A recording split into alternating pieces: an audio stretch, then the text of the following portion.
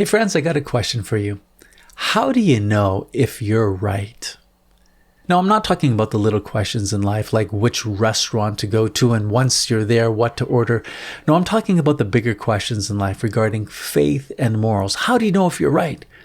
Because these questions matter because eternity might be at stake. For example, questions like who goes to heaven? Or what is the road to hell? Or does anyone even go to hell? Maybe hell is empty. Like, how do we know our opinion is right about these kind of things? Or other questions like, when does human life begin? Or what is the nature of marriage? Or is marriage whatever we feel it should be? Like, how do we know we're right about that? Or regarding God, how should we worship God? Is there a right and wrong way to do that? Or do we just make it up as we feel our way through the spiritual life? Or more fundamentally, can we even know the answers to these questions? In other words, where is truth found and can it be known? These are big questions, and these are the type of questions my friend Mike started asking. He was a young adults pastor at a Protestant church here in our city, and he found himself in a position of leadership with people coming to him with questions, and he began to wonder, how do I know my opinion is correct? How do I know my answers are right? And don't these answers matter to Jesus? So I sat down with Mike and interviewed him. This is God's story in his life. One of the things I remember very clearly in my mind during our time in Vancouver was Chelsea and I at a stoplight. She's, 4 months pregnant or so. And out of nowhere, she says, so when our kid is born, are we going to get him or her baptized? And I thought, oh my goodness, why?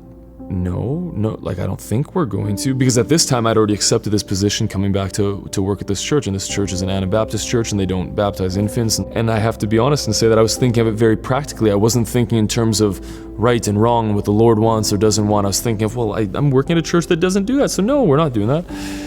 And then God bless my wife, because her pushback to that was, well, I don't care if you're working in a church that does that. Like, what are you supposed to do?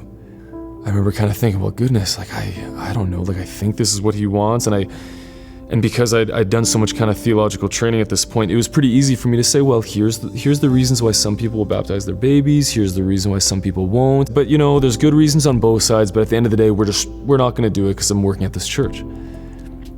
And it struck her as just being so cowardly of me, of really, that's the answer you're going to give me, is just because we're, there's good reasons here, and we're just not going to do it because of this church that you're planning on working at? What if we're wrong? What if we should be doing this? What if we're withholding this huge, amazing gift and blessing from our kid?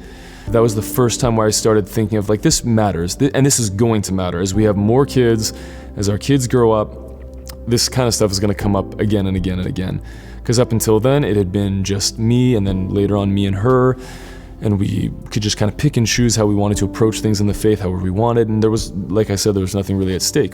So during my time when I was working at this church, that theme kept on coming up for me of, well, what does the Lord want in terms of, the sacrament of baptism, for example? What does the Lord want for that? Does he want to be baptizing babies? Does he not? Why? Why not? About how to understand marriage, how to understand family, how to understand the sanctity of life, when issues come up about assisted suicide, when issues come up about abortion, when issues come up about homosexual relationships. These things that you see all the time in the culture around us, I was just realizing that I don't have the tools to approach these things the way that I need to. I can quote Bible verses, which is good, and you should do that, but that's all I can really do. But the other person can quote some right back, and they can just say, well, my interpretation is different from yours, and that's all there really is to it. Just thinking about this crazy world that I'm going to be raising my children, I started thinking this isn't working, this isn't going to work, this isn't going to hold. When it comes to really important issues like that, where does the buck stop? And that's when I started thinking a lot more about, boy, it would sure be nice to be Catholic. I started thinking about that. Not that it would solve all my problems, not that it would be easy, but just the general way that the authority of the church functions or ought to function. It was attractive to me. The idea that it isn't just about my private interpretation of Scripture. The church has has a teaching office, the church has a tradition, and it's handed down, and it's infallible in the things that it proclaims are infallible, and all of that was really attractive to me on the outset. I didn't want to become Catholic at all. Just that one little part about it seemed kind of interesting or attractive because it seemed like it could kind of solve my problems. But I didn't want to become Catholic because I didn't think it was true.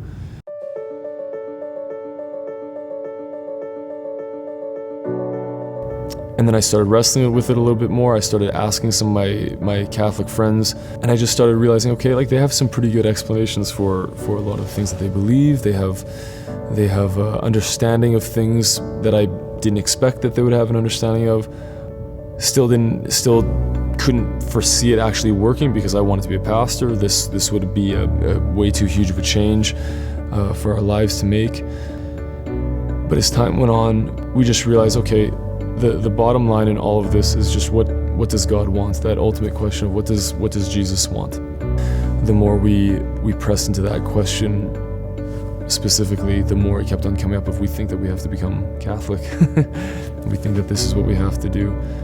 And I knew that Jesus promised that he would give his Spirit to lead his people into all truth. And I thought, okay, well, if he said he's going to lead us into all truth, that means that it can't just be, okay, well, we got the general Christian thing right, but on all the details, you can kind of make it up as you go. That means he's going to lead us into all truth. And the more I thought about that idea of just where is all truth? Where's the fullness of truth? The only church that was claiming to even have that was the Catholic Church. To any other church that sounded arrogant or cult-like or just ridiculous. Like, who would say that? Like, sure, we generally get the important things right, but on other things, we hold it with an open hand. We could be wrong. But then here's the Catholic Church making this claim of, no, we, by God's grace and by the will of Christ, we have the fullness of truth, and this is it right here.